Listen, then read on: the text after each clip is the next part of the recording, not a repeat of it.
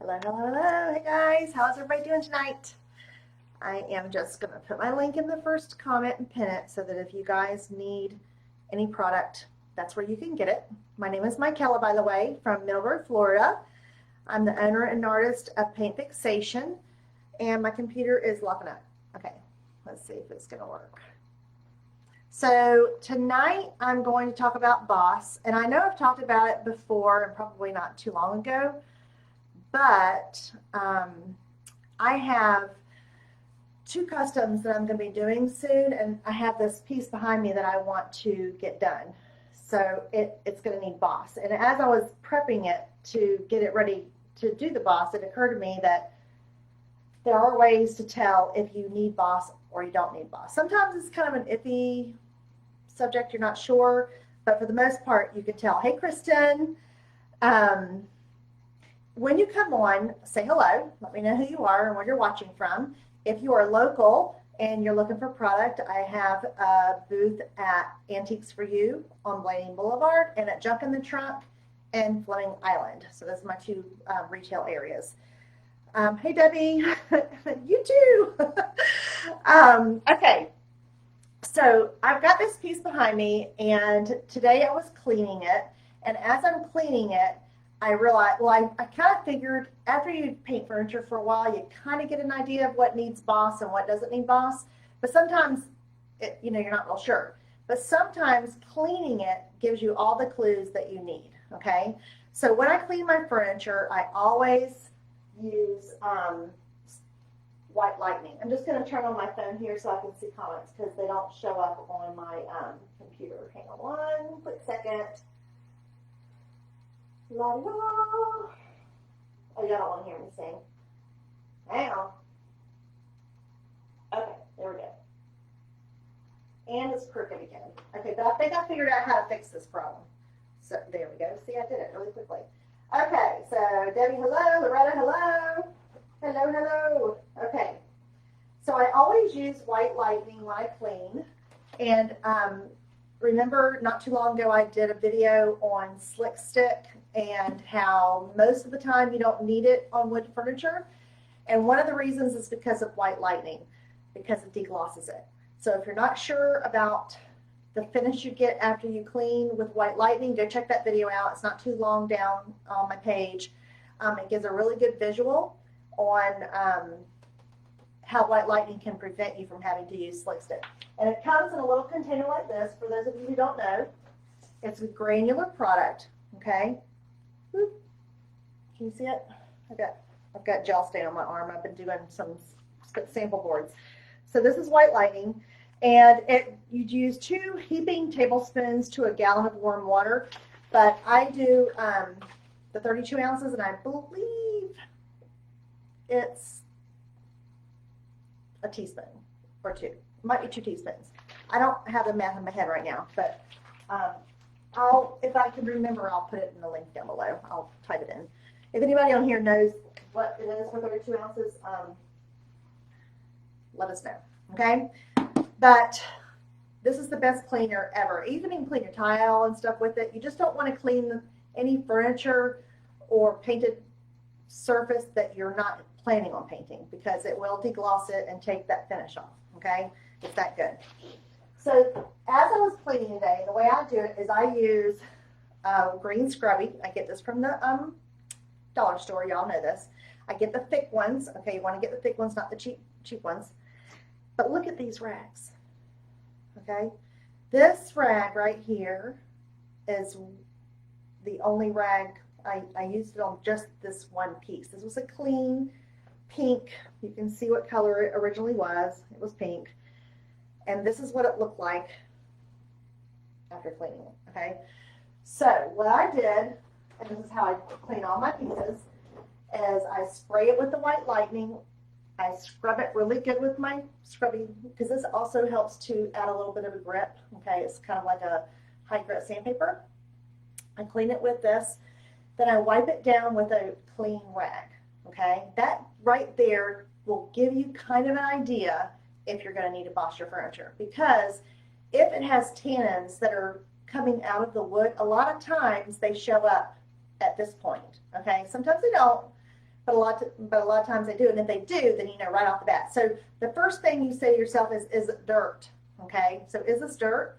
This piece did not look that dirty, okay, but we don't know where it's been, if it's been in a smoky house or whatever, you don't know. So I always clean my pieces 2 and sometimes 3 times if I'm getting this kind. So what I do is I wipe off the white lightning with this, okay? If I get this kind of a look, I spray it again, I scrub it again, and then I wipe it again. Then I will spray it with clean filtered water, okay? Clean it with water, and then I wipe it with a clean rag. Now when I get to this point, okay, so this is the rag after rinsing, okay? So I'm still getting some yellows and oranges on here, okay, after 3, I think I cleaned it 3 times. As you can see, it was nasty, okay? So a lot of this is dirt, but most of this is tannins because it's still showing up after cleaning it 3 times and rinsing it, okay? So that tells me that this needs Boss.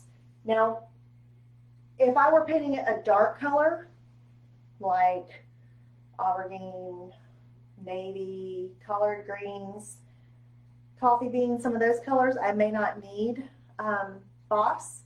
But I will say that I have painted a piece in the navy, which is our darkest blue. Let me see if I can grab it really quick for you. That's caviar. In the navy, where are you? It should be up here with the blues. Here it is. Okay, so this is in the navy, and I'm going to show y'all, especially the ones who are new. If you guys come on, say hello so we know you're here. So you can see how dark this is, okay? And normally you would think this would not need Boss, okay? But if you get mahogany, cherry, anything that is just a massive bleeder, I had spots coming through the navy. And I'm like, what the heck is this? Because sometimes, okay, let me turn the volume off on this. Okay, so sometimes it's not always just the tannins that are coming through. Sometimes it can be oils. I mean, remember when growing up, your mom sprayed Pledge on everything? They still sell that stuff. I was gonna say another word, but they still sell that in the stores. So if you've cleaned it and you've missed a spot, there's a chance that there's oil or something coming through that's not a tannin, okay? But this actually was tannins coming through my navy. I was like, what? And so on that piece, I ended up doing some spot bossing with clear Boss. Now, someone who knows so much about Boss or nicotine, Kristen says, hey, Wendy. So AJ from AJ's Vintage Designs is like the bomb diggity when it comes to product knowledge, okay? And so I've watched her videos as I've learned as a retailer, you know, how to do things and how things work. And Boss is one of the things that she teaches really well on. And so, you know, oils, all those things are things that she's mentioned that I might not have thought about. So if you ever want to know stuff about product, go to her page, AJ's Vintage Designs. She has some really good videos out. Hi, Denise. I think, are you new? I can't remember if I've seen your name before. I like to make sure I remember people. But anyway, so yeah, Kristen says she is awesome. She is. So, you know, things that can come through your paint. Tannins are very obvious most of the time with lighter colors. Oils, you know, even sometimes your oily, if you're prone to oily skin, which I'm not, but like some people are, I mean, even that can cause discolorations in your paint, okay? So you can do spot Boss, and one thing that AJ had said that made me think about it was if you're doing a decorative finish, sometimes it's hard to do spot Boss, okay? So if you've done something, you've done shading, waxing, and that sort of thing, it's really difficult to repair just a single area. Like I have a dresser out in my garage that got nicked, and my husband's like, can't you just fix that? And I'm like, no, it's like all shaded. So now I'm going to have to do the whole side of the piece, okay? But that was one thing that AJ said in a video that I had watched of hers about if you know you're going to be doing a decorative finish, you might want to go ahead and just Boss it if you have any question about it, okay? So those are ways to tell if you're going to need boss. If in doubt, boss it. Okay. If you're not sure what color you're going to paint it, do clear boss. If you know you're going to be doing a lighter color, use white boss. They're both equally good, but they each have their place. Okay, like if you're going to do distressing, or well, welcome, Denise. AJ is AJ from AJ's Vintage Design. She's a brand ambassador for Dixie Belle, and so she has a lot of information on her page. Does a lot of lives teaching about the products, and so if you want to watch her page or follow her, she's a really good person to learn about stuff. Kristen's reblending a top because of a nick. See, so that's the only bad thing about doing decorative finishes is they're hard to repair. Okay, so you want to be kind of gentle with those because you just don't want to have to redo the whole thing. So I'm going to put a coat of Boss. I'm going to be doing, and I wish that I had time to not have to paint this, but I'm doing a custom china cabinet starting this weekend, and I had to Boss and I had to mud the thing, but this one is pine. Pine's a notorious bleeder, so this one is getting bossed. And the reason I had to do it today is because the client is coming tomorrow evening for a one-on-one lesson on painting something else. And Boss, I wanted to paint the drawer so she can approve of the finish. But Boss needs, the longer that you have Boss on your finish, on your piece, the better you're off, okay? So sometimes, even if you use Boss, Debbie says she bosses all of her pieces, everything are bleeders. It does seem like that sometimes. It's like everything bleeds. I lost my train of thought. Oh, Boss, the length of time. So the longer you have Boss, in fact, it's even on the jar. Let me show you. I'm using my hands an awful lot tonight. I'm actually distracting myself. The computer's down here. I can see in there, and I'm distracting myself. So I apologize if I'm distracting y'all. But this is Boss. This is white Boss. This is what I'm going to be using tonight. And right here on the container, under application, it says that if bleeding continues, a longer dry time is needed. Okay, and for odor blocking, you use 2 coats. So for those of you that have been following me for a while, you know the linen cabinet that I did. I painted it, I think, drop cloth or something like that.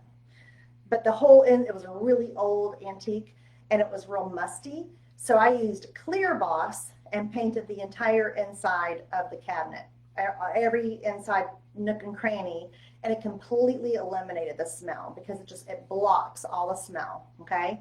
A lot of people will use Big Mama's butter for smell, but that eventually that hint of smell will disappear, and then there's a chance that mustiness or smokiness might come back. So if it's a strong smell, I recommend clear bossing the entire inside of your piece, and that will take care of it.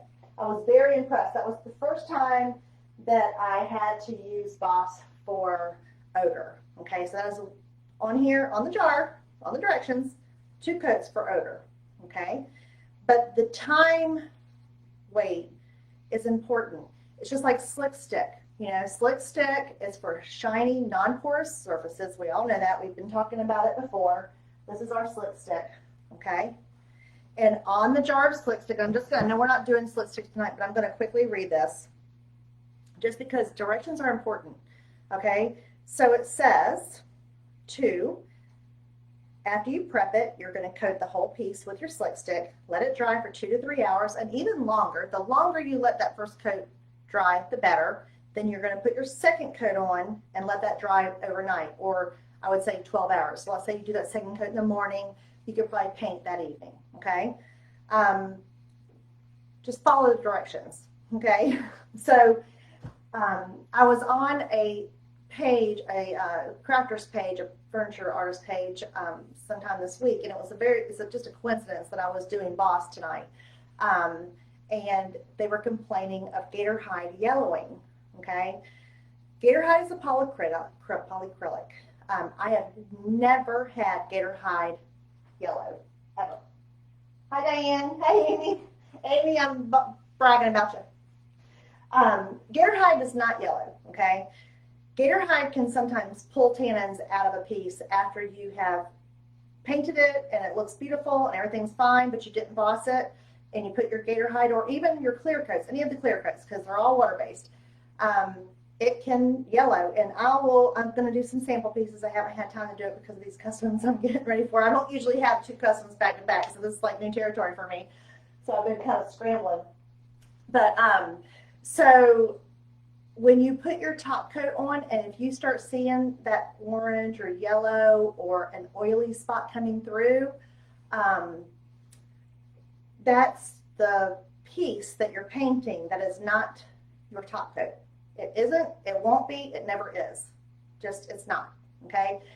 If you paint big, thick globs of your top coat, you might get yellowing because it's not meant to be painted on that way. You need to do thin coats, okay? I did a video last week about how thin the coats need to be. If you miss a drip, that drip is going to be hazy or yellow because it's a thick glob of top coat, okay? So just know that. Trust it, okay? There are people who, the ambassadors paint hundreds of pieces of furniture. They do not get yellow top coat, okay? Just trust me on that. All right, so I want to start painting this. And I also want to say that when you're painting your, I got to pull this back up for some reason, Facebook has been naughty to me all day today, okay? I tried to do an event for this. It's just been naughty. I'm so sick of Facebook this week. I probably shouldn't even be saying that out loud because you're probably listening to me. But I want to show you, so when you're doing your boss, the other thing on the directions is to stir thoroughly before and during application. That's very important, okay? And I'm going to show, I don't know if this is going to show exactly how bad it was today when I did it because I stirred it twice today, but I'm going to see if I can show you. So I'm digging around the bottom, and see it's not showing as much. But today when I was, I had not bossed anything in a couple weeks. I haven't been painting for the last couple weeks. But when I first started to paint it, at the very end of my stick was big globs, okay, thick. Because you can see it's, you know, it's not thick. It's thicker than the clear, but it's not super thick or anything.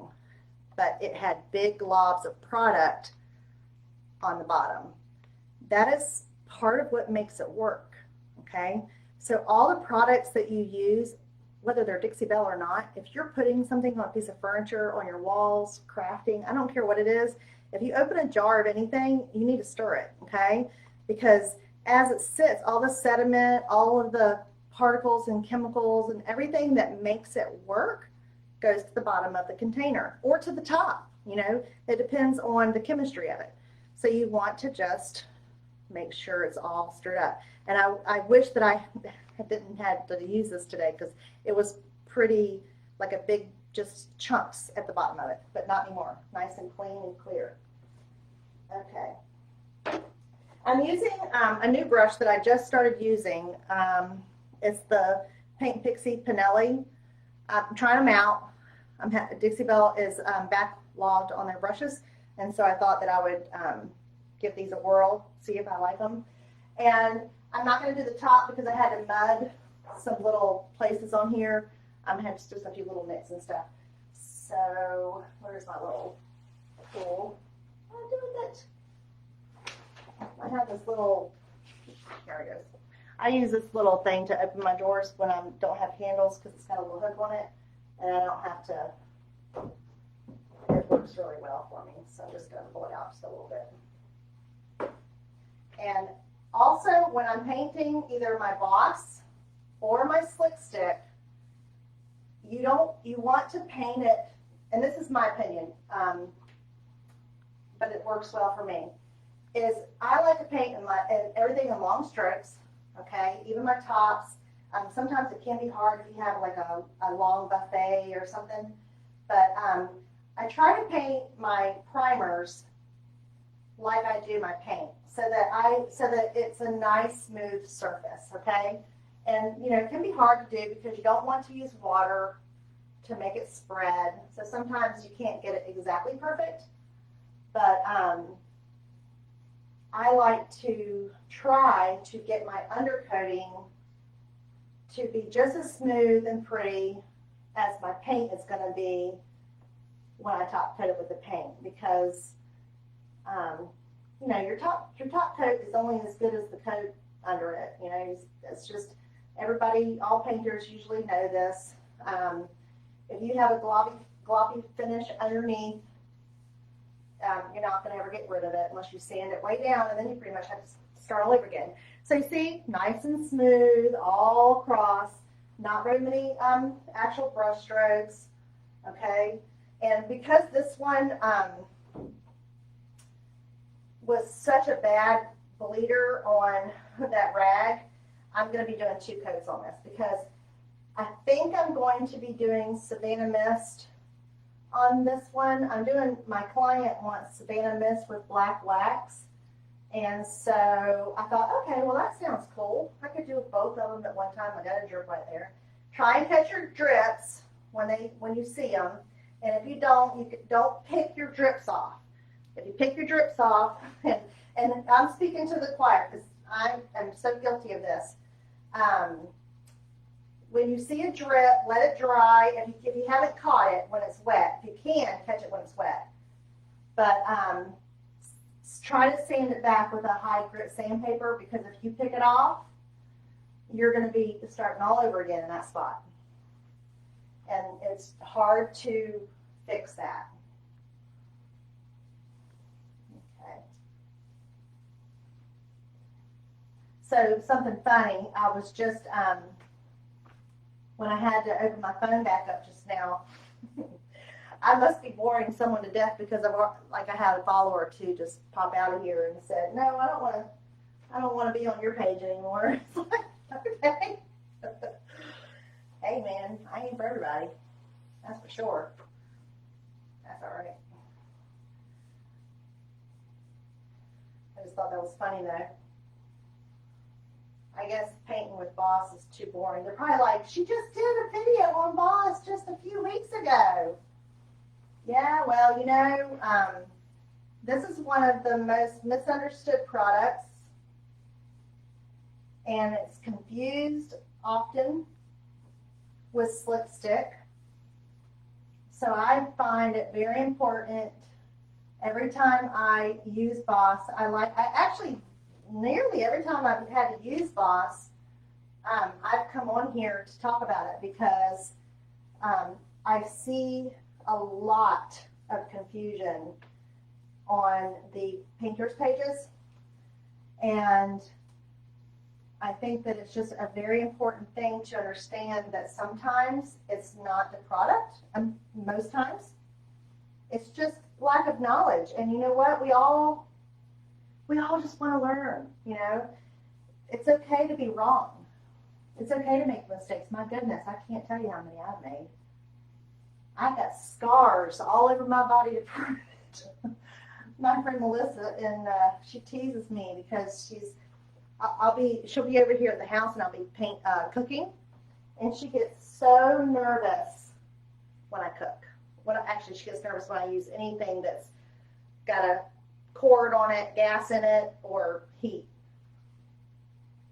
Aw, thank you, Amy. Yeah, so Kristen, I see that you asked about the color. I'm thinking I'm gonna, and you know, this piece is just one that my husband got for me, so it doesn't have to be any certain color. And for those of you that know me, I'm a very practical person. So I love Savannah Mist, the color, but I've actually never used it for a personal piece.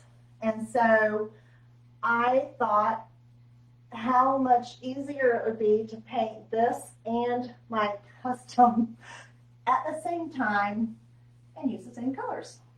So she wants Savannah Mist. She saw it on a Pinterest page. So she wants Savannah Mist and black wax, but she wants the wax, the piece that she did was had clear coat under the wax, and so, you know, when you use the clear coat, you don't get as quite as strong of a wax look to it. So we're going to do that. But I also like Savannah Miss blended with one of the lighter colors. So she's not going to do that, but I'm thinking I might add that element to this one. And it's a very simple piece, but I might add some Woodgie Bend to it too. I'm not 100% sure if I'm going to do that. I might be getting too ahead of myself because I'm doing her, that custom is going to be a really big cabinet, china cabinet. And then I'm also doing a customer's RV, all the cushions in her RV. I don't know if I got it over my head, but that's what I'm doing. I'm excited about it though, because I haven't done a lot of fabric, but I really enjoy it. And I'm excited to do that and have that, you know, hopefully it'll turn out really good and she'll be happy with it. But, okay, so this is only the second time that I've used this brush, and I'm really liking it. This is going on very smooth. Oops, I can't do this drawer. I just realized I have mud right there, so I'm just going to get this edge here.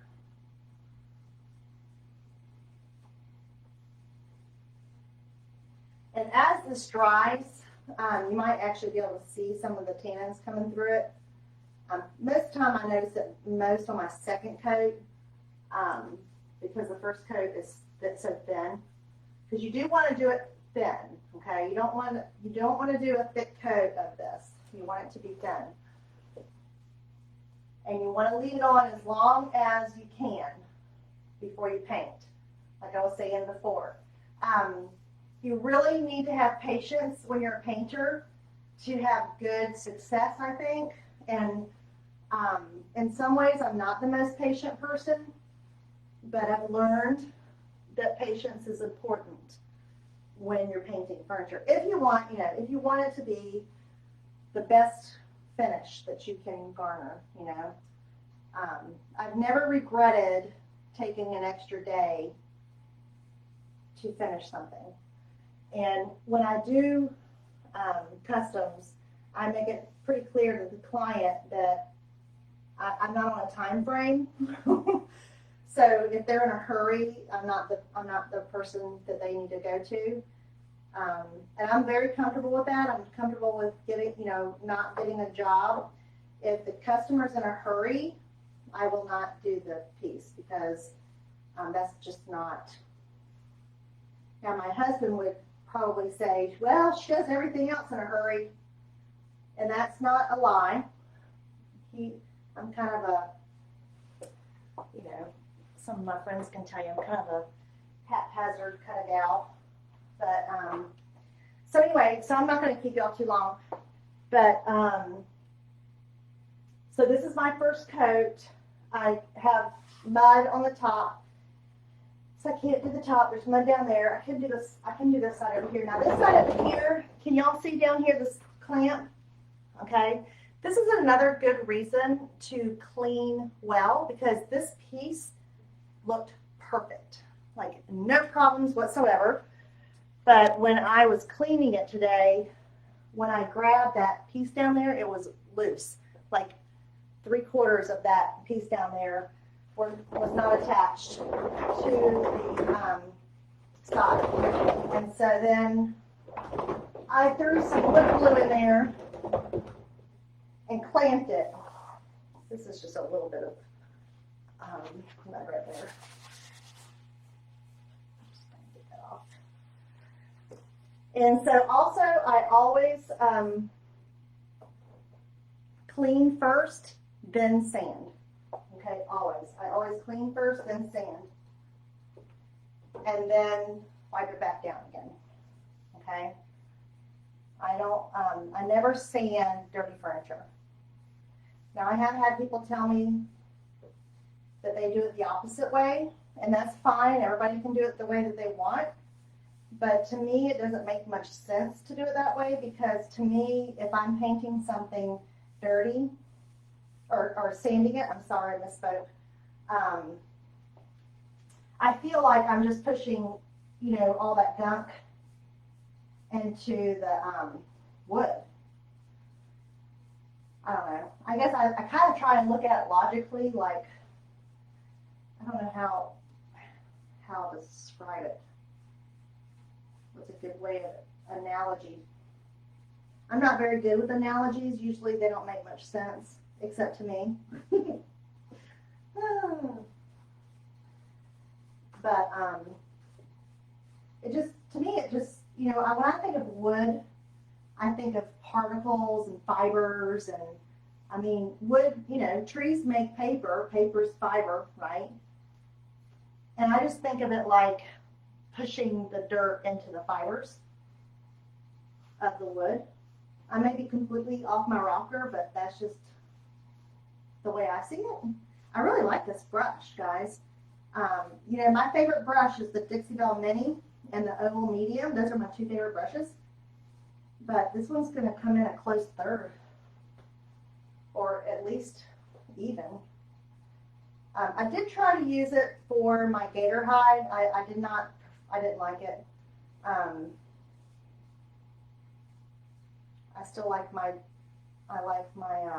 Oval Medium or the blue sponge to do that. Now, I did see AJ said she used the applicator pad to do some gator hide, and so I'm going to try that next. That's going to be, but this is holding a good amount of product, and it feels very smooth. And again, this is a Paint Pixie Pinelli, and I believe this one's a 2.5 inch, so it's a pretty big one, but it covers a lot of surface. And as y'all can see here, I am trying to go all the way down and keeping my brush strokes smooth so that my next coat will also be smooth. Okay? Let me check my phone. So, Kristen likes the brush. I know Diane likes these brushes. Actually, she's the one that recommended them, so thank you, Diane. I'm just going to finish up this side, and then I'll let y'all go.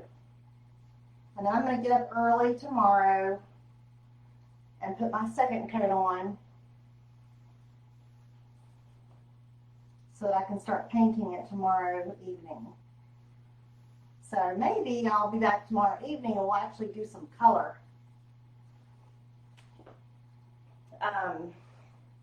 Now my client wants black wax, but I really had fun with that red dresser that I did last week, blending the black paint in with the red instead of using wax or glaze.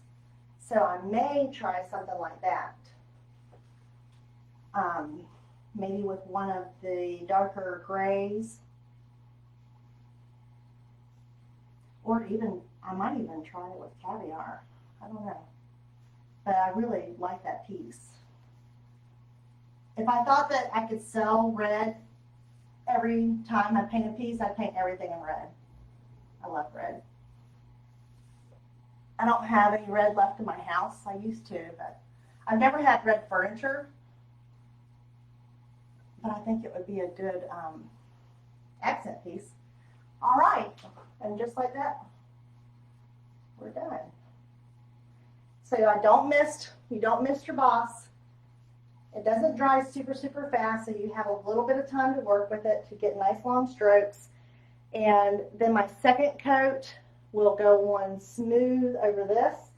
And sometimes I'll do a light scuff on it. I like real smooth surfaces. And so sometimes I got some up here. Sometimes I will do a light scuff between. It just depends, not all the time. Because you don't want to scuff through it, you know, because then you're defeating the whole purpose of the product. I know, Amy, and I wish that I could. Amy says that Diane uses these for her top coats, and I just must be doing something wrong because I can't. Maybe it was just the day I was using it. So Kristen used the Paint Pixie round, and I don't have a round one. Maybe I should get a round one. Thank you, Sherry. Sherry's here. Appreciate it. So while we're here, I'm just going to quickly get this side done. If y'all bored, talk to each other or tell me what you're up to. Tell me what you're working on. Let me show you the handles. What did I do with them? This has got pretty hardware. Let me show you all these. So this is the hardware. Isn't that pretty? And it has a pin. A nail goes in here, and then of course that goes in and screws. But this is only the second piece I've ever had that had the nail, but it's really heavy duty. It's not thin brass like some of the other ones that I've had. It's a very heavy duty. I gotta catch these strips. I'm talking too much.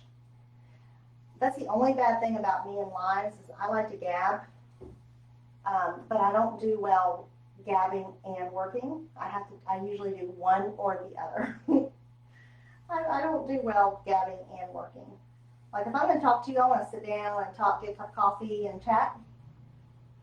I'm not much, I don't do well with, my husband says that I can multitask because I homeschooled for 20 years and you kind of have to, but I think I just faked it a lot.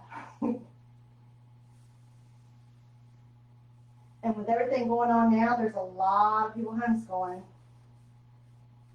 I used to run an umbrella school for homeschoolers before my mom got sick, and the school is still listed on the Florida umbrella schools, and I got a phone call the other day, and I talked to this poor lady for over an hour.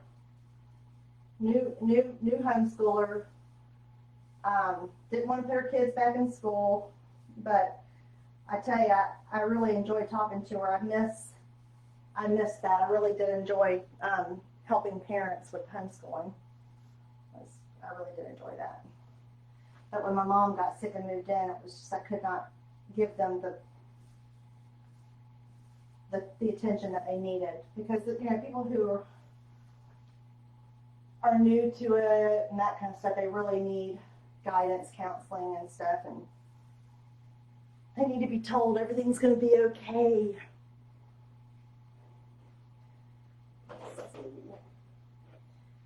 So Debbie, I clean my hardware, if it's not real bad, so my last piece, I'll put it in a bowl with white lightning mixed in.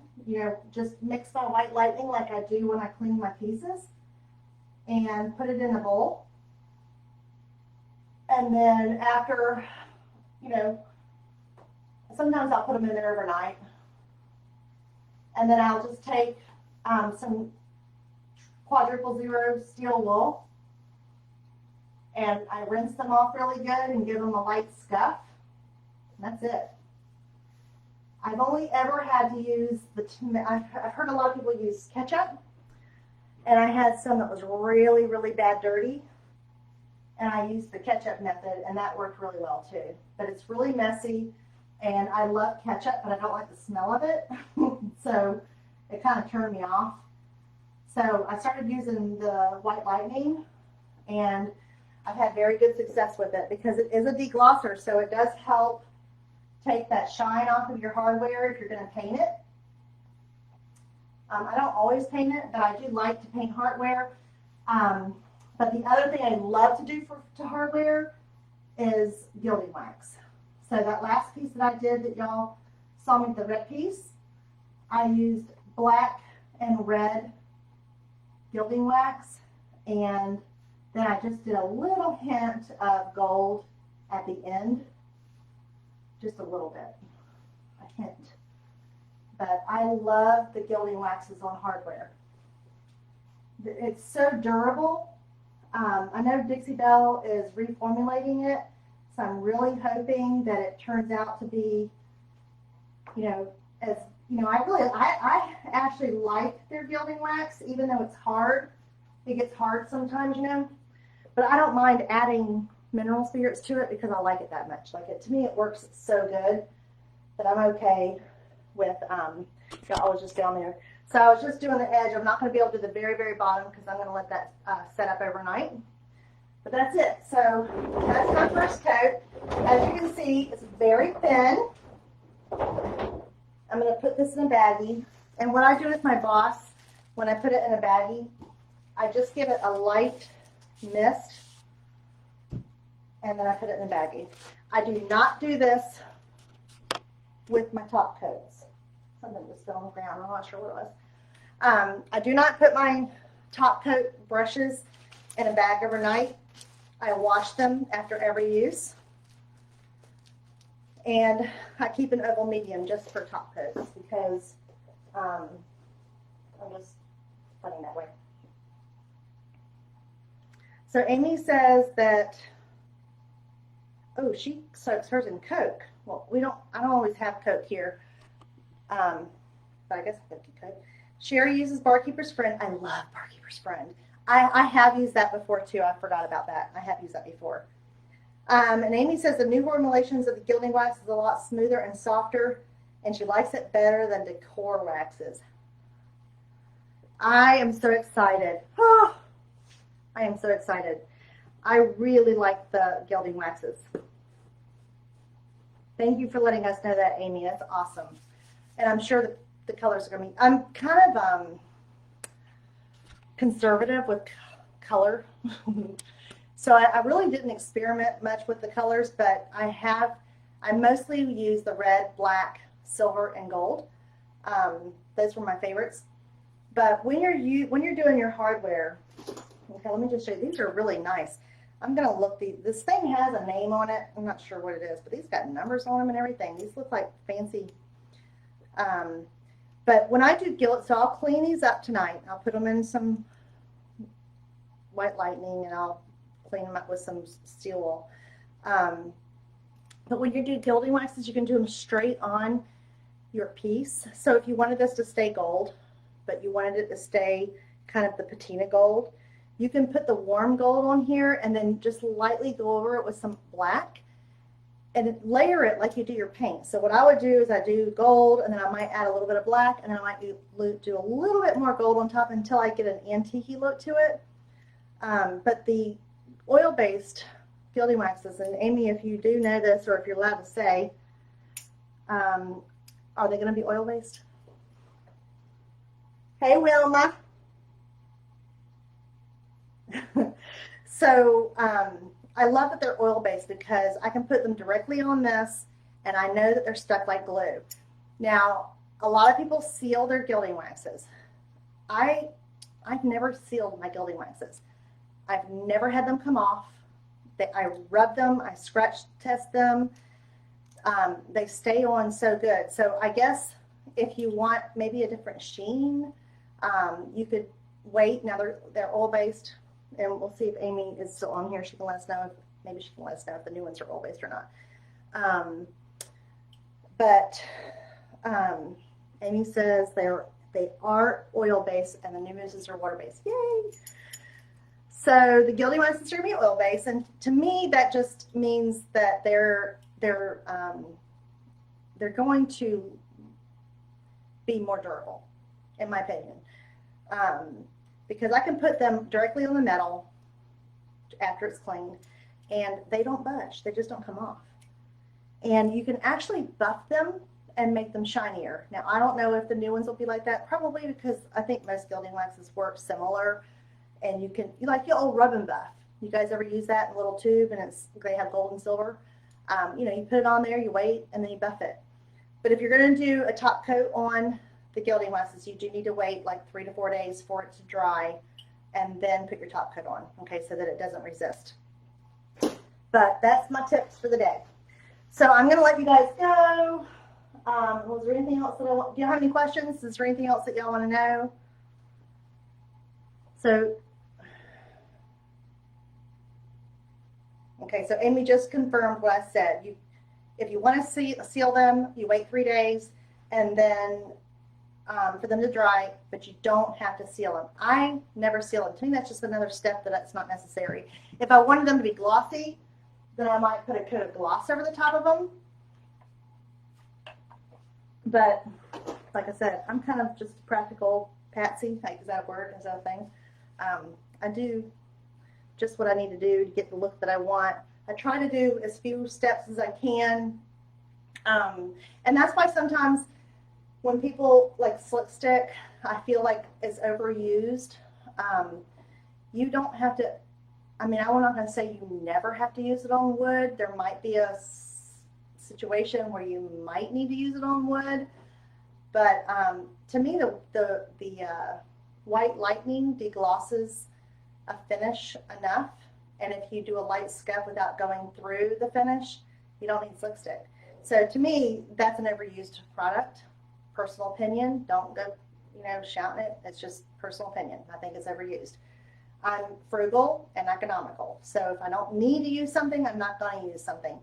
Boss, on the other hand, is something that you do need to use. I mean, I don't use it with every piece because I do a lot of darker colors, but it's better to use it on the forefront than having to redo, because to me, time is money. And so if I can do a couple coats before I paint, then paint it, do my decorative finishes, and that's quicker than painting it, do my decorative finishes, and then having to redo it, because then you have to sand and you have to clean it again, and you have to, and whatever, depending on what you put on there, it could be more than that. So if in doubt, boss it, okay? If in doubt, boss it. But slick stick, non-porous. Glass, Formica, laminate, tile. If you wanted to paint a mirror, I guess you could do a mirror with it. I've done glass tabletops with slick stick. Beautiful finish. My best friend, 9 kids. She's got 3 tables that I did with glass tops, not a scratch on them. And did I say 9 kids and a dog? Okay. So slick stick is the bomb. All right, so I don't see any questions, so I'm gonna let y'all go. And if I am able to get started on this tomorrow night with the paint, then I'll jump back on tomorrow evening and we'll paint together too. Okay? Thank you so much for joining me. I appreciate it. Thank you for those of you that shared it. I appreciate that too. And if you're new to my page and you don't follow it, follow me and you'll get notifications when I go live. Okay? Thank you so much. Y'all have a good night. God bless.